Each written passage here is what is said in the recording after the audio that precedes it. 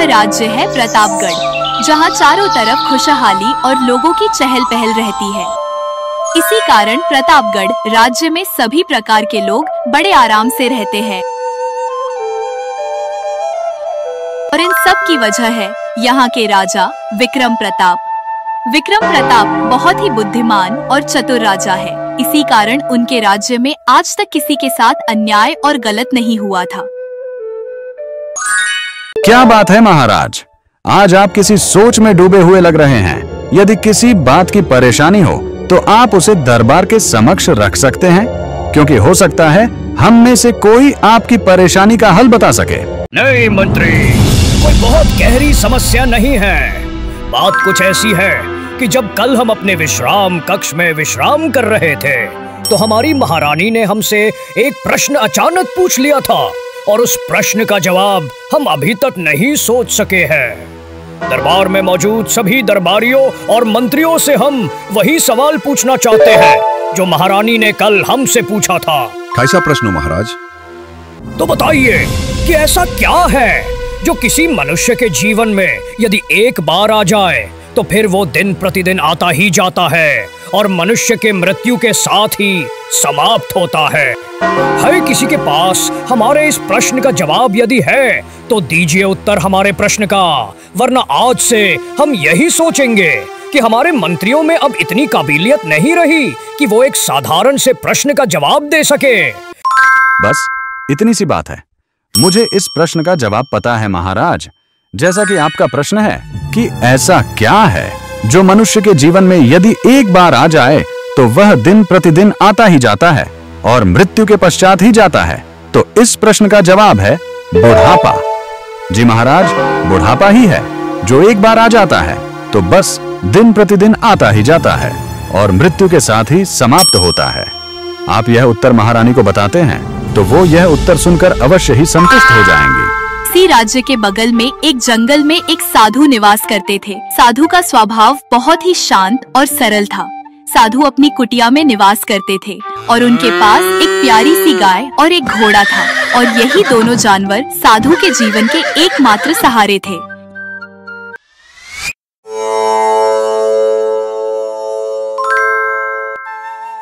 मंगल हो, सभी का मंगल हो। इस संसार में रहने वाले सभी प्राणियों का मंगल हो। हे ईश्वर, मेरी तुझसे यही प्रार्थना है कि सभी प्राणियों के मन से लालच, हिंसा और सभी बुराइयां समाप्त कर दे। अब समय हो गया है मंदिर जाने का। क्यों ना आज एक काम करूं, दोनों जानवरों को भी साथ में लिए चलता हूं, दोनों को मंदिर के सामने छोड़ दूंगा। मैं जब तक भगवान की आराधना कर लूंगा तब तक मेरी प्यारी गाय और घोड़ा दोनों वहीं थोड़ा चर लेंगे और दोनों की सैर भी हो जाएगी। मंदिर का रास्ता नदी के पुल से होता हुआ काफी दूर था, लेकिन साधु महाराज एक दिन भी मंदिर जाने से नहीं चूकते थे।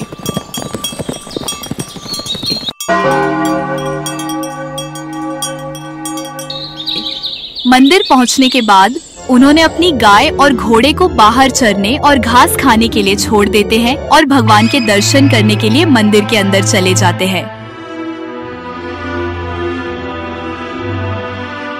कुछ समय पश्चात जब वह बाहर आए तब उन्होंने देखा और बोले, अरे मेरी गाय और घोड़ा अचानक कहाँ गायब हो गए? दोनों के दोनों दिखाई नहीं दे रहे। कहीं ऐसा तो नहीं कि चारा खाते खाते बहुत आगे ना निकल गए हो? हाँ, यही हुआ होगा, चरते चरते आगे बढ़ गए होंगे, इसीलिए कहीं दूर दूर तक नजर भी नहीं आ रहे। चलो आगे की तरफ खोजता हूँ, शायद वहीं चले गए हो। दोनों जानवर घास खाते खाते मंदिर से काफी दूर निकल आए थे और अभी भी किसी बात की फिक्र किए बिना आगे बढ़ते जा रहे थे। साधु महोदय इस बात से परेशान हो रहे थे कि आज पहली बार जानवरों को गांव की तरफ लाया हूँ, उन्हें तो जंगल वापस जाने का रास्ता भी याद नहीं है। यही सोचते हुए वह पूरे गांव में दोनों जानवरों की खोज करते रहते हैं। इसी नगर में एक बहुत ही लालची, कामचोर, दूसरों की पीड़ा को न समझने वाला साहूकार रहता था। वो था तो बहुत धनी, परंतु बेहद ही कंजूस प्रकृति का था। अरे भाग्यवान, सुनती हो कहाँ मर गई? हाँ हाँ, क्या है, आ रही हूँ। इतना क्यों चिल्ला रहे हो? जब देखो तो सुनती हो करते रहते हो। अब बोलो जल्दी, क्या है? तुमने जो एक गाय अपने मायके से मंगाई है ना, उसका चारा और भूसा मुझे बहुत महंगा पड़ रहा है, लेकिन फिर भी जाकर उसे थोड़ा चारा और भूसा डाल दो। मुझे बहुत सारा काम है। मैं तुम्हारे जैसे पूरा दिन बस आराम से पड़े पड़े बिस्तर नहीं तोड़ सकती। मैंने तुमसे बड़ा आलसी और नकारा आदमी आज तक नहीं देखा। वो तो मेरे कर्म फूटे थे जो मैं यहाँ तुम्हें झेल रही हूँ। और हाँ, ज्यादा हुक्म देने की जरूरत नहीं है, समझे तुम। मैंने तुमसे पहले ही अपनी गाय को ढेर सारा चारा और भूसा डाल दिया है, इतना सारा कि अब उसे कल तक चारा कम नहीं पड़ेगा। हाँ, तुम तो मेरी कोई बात ध्यान से सुनती ही नहीं हो। मैंने कहा थोड़ा सा ही चारा डालना है, कहीं तुमने बहुत अधिक चारा तो नहीं डाल दिया? अजी इतना भी क्या, कंजूसपन दिखाना। आखिर वो एक पशु है, जब पेट भर खाएगी ही नहीं तो दूध कहाँ से देगी? अपनी हड्डियों से मक्खी चूस नहीं तो। तुम खुद ही जाकर देख लो, कहीं कलेजा न फट जाए तुम्हारा। ये सोचते सोचते कि कहीं 4 दिन का चारा एक ही दिन में न खा ले तो कहीं कंगाल न हो जाओ तुम। लगता है मुझे ही देखना पड़ेगा। साहूकार अपनी लालची और कंजूस प्रकृति के होने के कारण घर से बाहर आता है, यह देखने के लिए कि कहीं अधिक चारा और भूसा तो नहीं डाल दिया भाग्यवान ने, क्योंकि साहूकार बेहद ही कंजूस था, साथ में थोड़ा मूर्ख भी था। और बाहर आते ही उसकी नजर इन दोनों जानवरों पर पड़ती है। उसने थोड़ा इंतजार किया कि शायद इन जानवरों का मालिक आ जाए।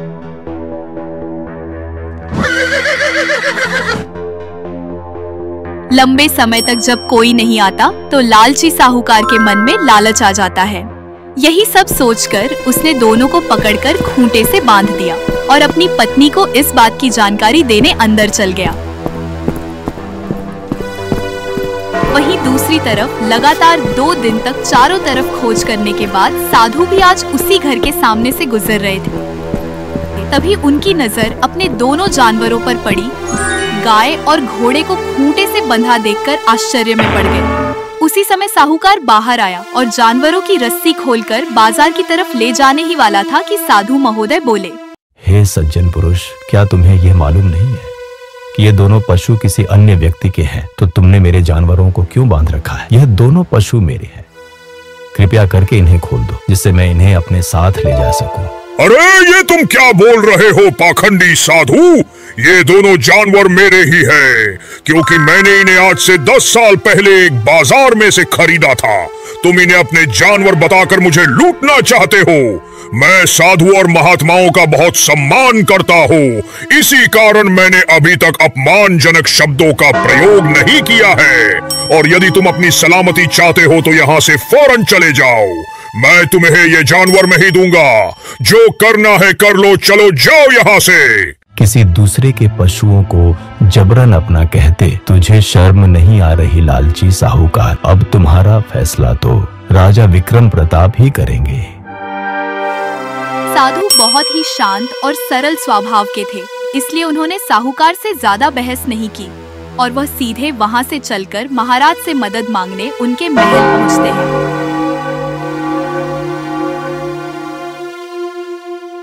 महाराज से मिलकर साधु अपनी सारी बात बता देते हैं। साधु की पूरी बात सुनने के पश्चात, आदरणीय साधु महोदय, यदि आप सत्य कह रहे हैं तो आरोप सही साबित होने के पश्चात उस लालची साहूकार को कड़ा दंड दिया जाएगा। सैनिकों, अभी के अभी उस साहूकार को पकड़कर दरबार में पेश किया जाए। आदेश मिलते ही सैनिक बिना एक क्षण गवाए साहूकार को पकड़कर महल ले आए। तो साहूकार, तुम पर यह आरोप लगा है कि तुमने इनके दोनों जानवर गाय और घोड़ा अपने कब्जे में कर लिया है। क्या ये बात सही है? उत्तर दो। महाराज, ये साधु बहुत ही झूठा और मक्कार है। ये दोनों पशु मेरे ही हैं, जिन्हें ये अपना बताकर ले जाना चाहता है। इस बात का फैसला हम करेंगे कि कौन झूठ बोल रहा है और कौन सत्य।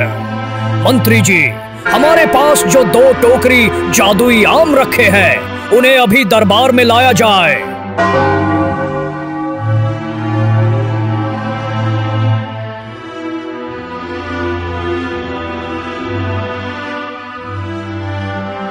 अब एक टोकरी आम साधु महोदय को और दूसरी टोकरी साहूकार को दी जाए।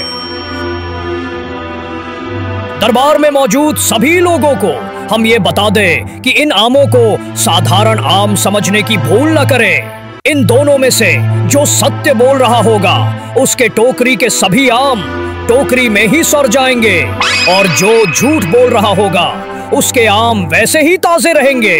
हम अपनी बात दोहरा दें, जो सत्य बोल रहा होगा उसी के आम सड़ेंगे, झूठ बोलने वाले के आम नहीं सड़ेंगे।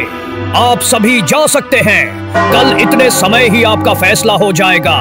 सभा बर्खास्त की जाती है। दोनों को एक एक टोकरी ताजे आम दिए गए और सभी लोग अपने घर आ गए। साहूकार ने सारी बातें अपनी पत्नी को कह सुनाई जो आज महल में हुई थी। क्या करूं भाग्यवान, कुछ समझ में नहीं आ रहा। कुछ उपाय सोचो जिससे हम इस मुसीबत से बाहर निकल सके, क्योंकि डर के मारे मेरा दिमाग शून्य हो गया है। यह सुनकर पत्नी बोली, जो तुम कह रहे हो इसके हिसाब से ये तो तुम भी अच्छे से जानते हो कि हमारे आम सड़ने वाले तो है नहीं, क्योंकि हम तो झूठ बोल रहे हैं ना। हाँ, लेकिन मेरे मन में एक उपाय आया है। क्यों ना एक काम करें, आम अपने से सड़ नहीं सकते, तो क्या हुआ हम खुद ही सभी आम बदल कर सड़े हुए आम रख दे तो कैसा रहेगा? बहुत बढ़िया भाग्यवान, तुमने बिल्कुल सही कहा। यदि आम अपने से नहीं सड़ सकते तो हम खुद ही अच्छे आमों की जगह सड़े हुए आम रख देंगे। हाँ, यही सही रहेगा। अब महाराज से बचने का एकमात्र उपाय यही है कि इन सभी आमों को सुबह होते खुद ही बदल दिया जाए। आप कहीं से सड़े हुए आम ले आइए और गिनकर जितने अच्छे आम हैं, उनकी जगह सड़े आम रख दीजिए। पत्नी का यह उपाय सुनकर साहूकार ने सारे आम बदलने का फैसला कर लिया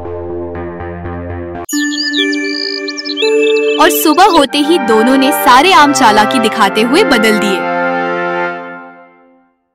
भाग्यवान, अब मैं महल की ओर जाता हूँ।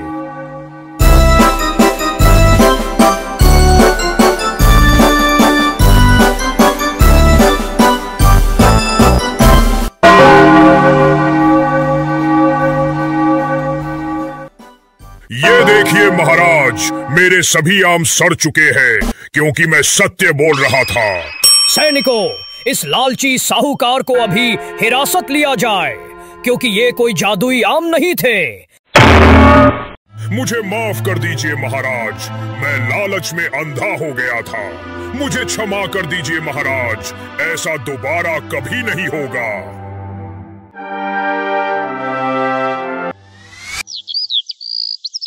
बेहद ही घने जंगलों के बीचों बीच सोनपुर नाम का खुशहाल गांव था। इसी सोनपुर गांव में पिछले 20 वर्षों से एक गरीब औरत और उसका बेटा रह रहे थे, जो कि अचानक से इस गांव में कहीं से भागते हुए आए थे और गांव वालों ने इन्हें रहने के लिए जगह दी थी।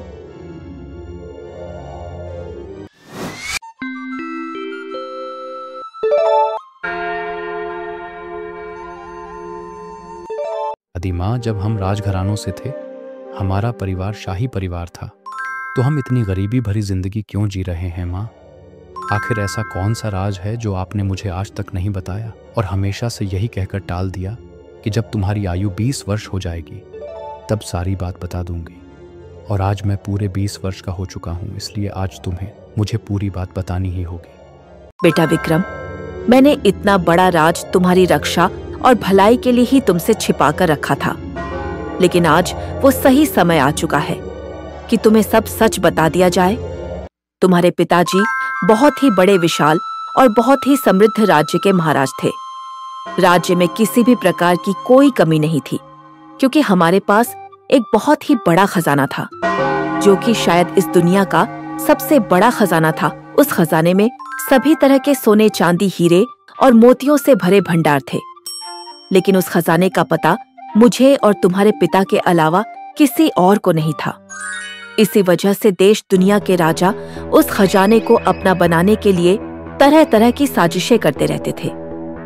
लेकिन एक दिन हमारे बहुत ही भरोसेमंद मंत्री ने हमारे साथ विश्वासघात कर दिया और उसने बगल के पड़ोसी राजा के साथ मिलकर आधी ही रात को राज्य में आक्रमण कर दिया। मुझे बंदी बनाने के इरादे से वो मेरे कक्ष की ओर बढ़े और तुम्हारे पिता की हत्या कर दी। लेकिन तब तक मैं तुम्हें वहां से किसी तरह बचाकर भाग निकली और यहाँ आकर रहने लगी। तो इसका मतलब यह है कि मैं अब अपना पुश्तैनी खजाना जो मेरे पिताजी का है उसे मैं हासिल कर सकता हूँ ना। वो खजाना अभी भी है और मुझे वहां का पता अच्छे से याद है, लेकिन वो यहाँ से बहुत ही दूर है, जहां मैं तुम्हें अब भी नहीं ले जा सकती। लेकिन उसका पता मैं तुम्हें बता सकती हूँ, जिससे तुम उस खजाने तक पहुंच सको। खजाने को पाने का तरीका बहुत ही कठिन है, क्योंकि उस खजाने को प्राप्त करने की 2 कठिन शर्तें हैं। कैसी शर्तें माँ? मुझे शर्तें और बातें विस्तार से समझा दो। पहली शर्त यह है कि उसे केवल वही व्यक्ति पा सकता है जिसकी आयु 20 वर्ष हो गई हो, और दूसरी शर्त यह है कि उस खजाने की 3 चाबियां चाहिए, जो कि अलग अलग जगहों पर मौजूद है। उन चाबियों को पाने के लिए तुम्हें 3 प्रश्नों के जवाब देने होंगे, और उन चाबियों में से पहली चाबी तालाब में, दूसरी चाबी बरगद के पेड़ के नीचे और तीसरी चाबी गुफा के दरवाजे के बगल में बड़े से पत्थर के पास है। अगर तुमने अपनी बुद्धि का सही प्रयोग किया और सभी प्रश्नों के उत्तर सही दिए तो तुम उस खजाने को प्राप्त कर सकते हो, और फिर तुम उस खजाने के मालिक हो जाओगे। ठीक है माँ, मैं और मेरा प्यारा साथी बंदर कल सुबह होते ही उस खजाने की खोज में निकल जाएंगे। मैं तुमसे वादा करता हूँ माँ कि मैं उस खजाने की 3 चाबियों को पाकर उस खजाने को हासिल करूंगा और अपने राज्य को और अपने महल को भी उन धोखेबाजों से छुड़ाकर रहूंगा। सुबह की पहली किरण निकलते ही वह 1 महीने का खाना, फल, एक बड़ा सा औजार जो कि जमीन खोदने के काम आएगा, सब कुछ लेकर अपने प्यारे साथी बंदर के साथ बैलगाड़ी में बैठा और खजाने की खोज में चल दिया।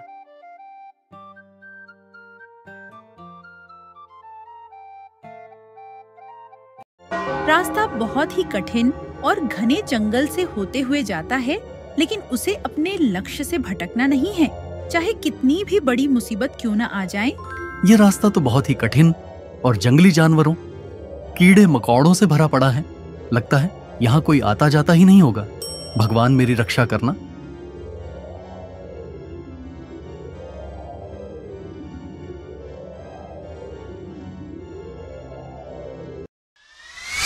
माँ ने तो यहीं का पता बताया था, तो वो बड़ा सा तालाब यहीं कहीं होना चाहिए, जिसमें से मुझे गुफा के दरवाजे की पहली चाबी मिलेगी। हाँ, वो रहा। आखिर मैंने तालाब खोज ही लिया।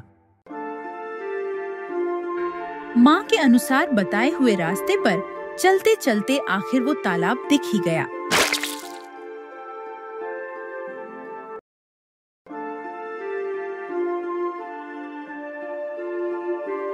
हे तालाब, मुझे गुफा की पहली चाबी चाहिए। हे तालाब, मुझे गुफा की पहली चाबी चाहिए।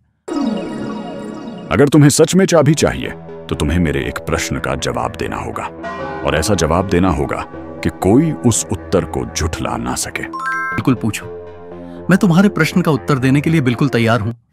तो बताओ कि ऐसी कौन सी चीज है जो पानी में गिरती है लेकिन भीगती नहीं है, चाहे पानी उसमें गिरे या वह पानी पर, लेकिन वह जरा भी गीली नहीं होती। बताओ क्या हो सकती है ऐसी चीज? अरे ये क्या, इसने तो पहला ही प्रश्न कठिन पूछ लिया। क्या हो सकता कि जो जल में भी गिरे और भीगे भी ना। वह सोच में पड़ गया और इधर उधर देखने लगा। तभी उसकी नजर उसी की परछाई में पड़ी जो उस वक्त उसी तालाब के पानी में बन रही थी। उसने थोड़ी देर अपने दिमाग के घोड़े दौड़ाए और फिर वह बोला, इसका उत्तर है परछाई, जो कि अभी जल में बन भी रही है और भीग भी नहीं रही। अब तो आप मुझे चाबी दे सकते हैं, जल देवता। बहुत बढ़िया बच्चे, मैं तुम्हारा यह उत्तर सुनकर संतुष्ट हुआ। मैं तुम्हें गुफा की पहली चाबी देता हूं। ये लो चाबी।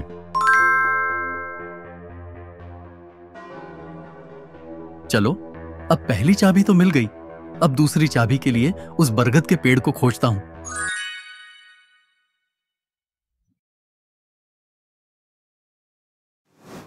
आज चलते चलते पूरे 5 दिन हो गए, लेकिन उस पेड़ तक नहीं पहुंच पाया। कोई बात नहीं, माँ ने जो जगह बताई थी उसके हिसाब से थोड़ा सा ही फासला रह गया है। दूसरी चाबी लेने के लिए वह बिना रुके चले जा रहा था, लेकिन उसके साथी बैल अब बहुत ही थक गए थे।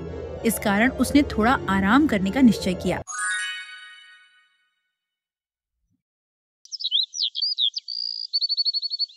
चलो, आखिरकार पहुंच ही गया। हे पेड़ देवता, मुझे गुफा की दूसरी चाबी चाहिए। अगर तुम्हें सच में गुफा की दूसरी चाबी चाहिए तो मैं तुमसे एक प्रश्न करूंगा, और अगर तुमने उस प्रश्न का सही सही जवाब दिया तभी मैं तुम्हें वह चाबी दे सकता हूं। हाँ, मैं बिल्कुल तैयार हूं। आप अपना प्रश्न बताएं। अच्छा, तो फिर बताओ कि ऐसा क्या है जो जितना कम होगा हम उतना अधिक स्पष्ट रूप से देख पाएंगे। यह प्रश्न तो पहले प्रश्न से भी अधिक कठिन है। उसने थोड़ी देर अपने दिमाग के घोड़े दौड़ाए और फिर वह बोला, हाँ, आ गया। इस प्रश्न का जवाब मेरे मन में आ गया। इस प्रश्न का जवाब होगा अंधेरा, क्योंकि अंधेरा जितना कम होगा हम चीजों को उतना अधिक स्पष्ट रूप से देख पाएंगे। बहुत अच्छे बालक, तुमने बिल्कुल सही जवाब दिया है। मैं तुम्हारे जवाब से बहुत खुश हुआ। ये लो गुफा की दूसरी चाबी, और आगे बढ़ो। आखिर मिल ही गई 2 चाबियां। अब बस उस खजाने तक पहुंचना है किसी भी तरह, और उस आखिरी पहेली का जवाब देकर अपना खजाना हासिल करना है। अरे मेरे प्यारे साथी, अब ज्यादा दूर नहीं जाना है, बस थोड़ा सा और सब्र कर लो। हम उस गुफा के बहुत ही करीब हैं। हाँ, आखिर मैंने खोज ही निकाला, गुफा मिल ही गई। ये गुफा तो बहुत ही बड़ी और भयानक है। गुफा का दरवाजा दिखते ही वह गुफा के अंदर जाने लगा। तभी गुफा से एक बहुत ही भयानक आवाज आई। उसने कहा, रुको, अपने पैरों को वहीं रोक ले बालक। अगर तुम इस गुफा के अंदर जाना चाहते हो तो तुम्हें मुझसे एक चाबी लेनी होगी, और उस चाबी के बिना तुम अंदर प्रवेश नहीं कर सकते। लेकिन मैं तुम्हें वह चाबी तभी दूंगा जब तुम मेरे एक प्रश्न का सही सही उत्तर दोगे, और अगर उत्तर गलत हुआ तो तुम्हें खाली हाथ यहां से लौटना होगा। हाँ हाँ, पूछो पूछो, मैं तो कब से तैयार हूं प्रश्न का जवाब देने के लिए। तो फिर ये बताओ कि इस दुनिया में सबसे सुखी मनुष्य कौन है? अच्छा, तो ये है आखिरी प्रश्न। क्या हो सकता है इसका उत्तर? आखिर क्या हो सकता है? इस प्रश्न का जवाब तो सही देना ही होगा, वरना मेरी सारी मेहनत बेकार हो जाएगी। हाँ, ये हो सकता है। दुनिया का सबसे सुखी इंसान वही है जो संतोषी है, वही सबसे सुखी है। लालची मनुष्य के पास कितना भी धन आ जाए, परंतु वह हमेशा धन के पीछे ही भागेगा। इस प्रश्न का जवाब है संतोष। क्या मेरा उत्तर सही है? हाँ, बिल्कुल, तुम्हारा उत्तर बिल्कुल ठीक है। तुमने सही कहा, संतोषी व्यक्ति ही सबसे सुखी इंसान होता है। अब तुम चाबी ले सकते हो। तुम्हारे सामने जो एक बड़ा सा पत्थर है, उसी के नीचे वह चाबी है। और अंदर जाते ही उसने तीनों चाबियों का इस्तेमाल करते हुए एक एक करके सभी दरवाजे खोले, और अंदर इतना बड़ा खजाना देखकर उसकी आंखें फटी की फटी रह गईं।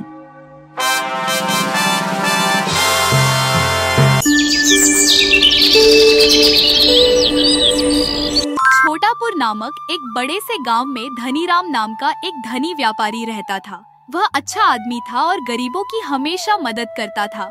भगवान की दया से उसके पास खूब सारा धन था। सोने चांदी और विभिन्न प्रकार के आभूषण भी थे। उसके पास बहुत सा सोना था, लेकिन वह उसे किसी तिजोरी में न रखकर एक बक्से में बंद करके अपने बड़े से पलंग के नीचे रखा करता था। वह घर में अकेला ही रहता था, इसलिए कहीं जाना होता तो घर में बड़ा सा ताला लगाकर जाया करता था।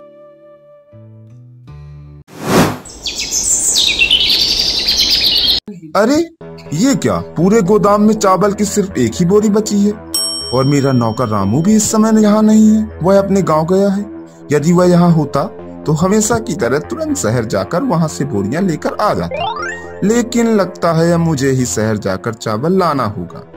क्या बताऊं, शहर जाने और शहर से वापस आने में ही मुझे कम से कम 2 से 3 दिन तो लग ही जाएंगे।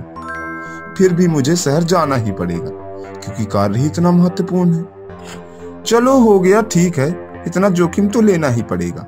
मैं कल सुबह होते ही शहर की तरफ निकल जाऊंगा।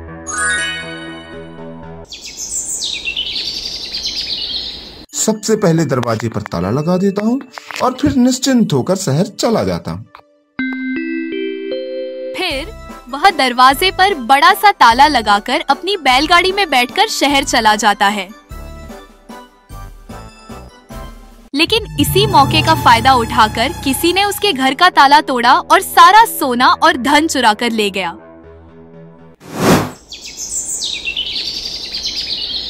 धनीराम 2 दिनों बाद वापस आया तो उसने देखा और बोला, अरे ये क्या, ताला तो टूटा हुआ है। मुझे जिस बात का डर था वही हुआ। हे भगवान, मेरे साथ ही ऐसा क्यों होता है? अब मैं क्या करूंगा? अब मेरे पास सरपंच जी के पास जाने के अलावा और कोई दूसरा रास्ता नहीं है। शायद वही कोई रास्ता निकाल सके।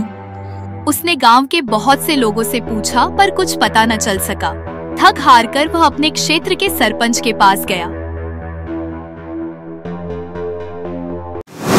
आओ आओ धनीराम, आज यहाँ कैसे आना हुआ? क्या बताऊं सरपंच जी, मेरे साथ बहुत ही बुरा हुआ है। बात कुछ ऐसी है कि जब मैं 2 दिन पहले चावल लेने शहर गया था और सारी बात बता दी। सरपंच कुछ देर तक सोचता रहा, फिर उसने कहा, मुझे ऐसा लगता है कि तुम्हारे धन चुराने वाला कोई गांव का ही आदमी है, क्योंकि तुम्हारे धन समृद्धि के बारे में गांव के लोगों को जितना पता है उतना बाहर वालों को नहीं पता। तो इसका सीधा मतलब यही है कि चोर गांव का ही कोई आदमी है। तुम बिल्कुल चिंता मत करो। उस चोर को पकड़ने और धन वापस पाने के लिए मेरे पास एक उपाय है। तुम ऐसा करो कि कल सुबह होते ही अपना घोड़ा लेकर गांव के बीचों बीच आ जाओ और आगे का कार्य हम वही करेंगे। और मुझे पूरा भरोसा है कि यह उपाय काम करेगा।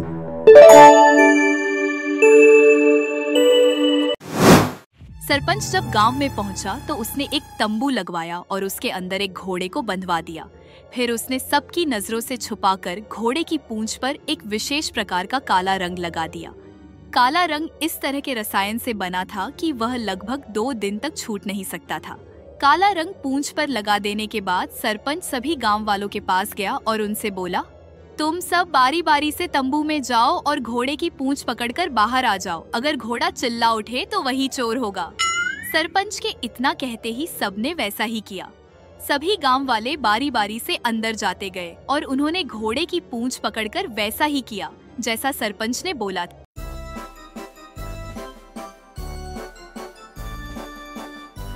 लेकिन किसी के भी अंदर जाने और बाहर आने पर घोड़ा नहीं चिल्लाया। तब सभी गांव वालों ने यह मान लिया कि चोर इस गांव का नहीं बल्कि किसी दूसरे गांव का होगा। लेकिन सरपंच ने उन सभी लोगों को एक लाइन में खड़ा किया और एक एक करके सबके हाथ देखना शुरू किया। हाथ देखते देखते उसने अचानक एक आदमी को पकड़ लिया और उससे कहा, रुको, तुम्हारे हाथ तो बिल्कुल साफ है। सरपंच की बात सुनकर वह आदमी बहुत घबरा गया, लेकिन फिर संभल कर बोला, मैंने तो घोड़े की पूंछ पकड़ी थी सरपंच जी। सरपंच ने गुस्से में कहा, झूठ मत बोलो। अगर तुमने सच में पूंछ पकड़ी होती तो बाकी सब गांव वालों की तरह तुम्हारे हाथों पर भी वह काला रंग होता जो मैंने घोड़े की पूंछ पर लगाया था। पर तुम्हारे हाथ चमक रहे हैं। इसका मतलब तुम डर गए थे कि जैसे ही पूंछ पकड़ोगे घोड़ा चिल्ला उठेगा, इसीलिए तुमने पूंछ को छुआ ही नहीं और यही तुम्हारी गलती थी। चोर समझ गया कि वह पकड़ा गया है। उसने गांव वालों से रहम की भीख मांगी और सारा चुराया हुआ धन व्यापारी धनीराम को वापस लौटाने का निश्चय किया।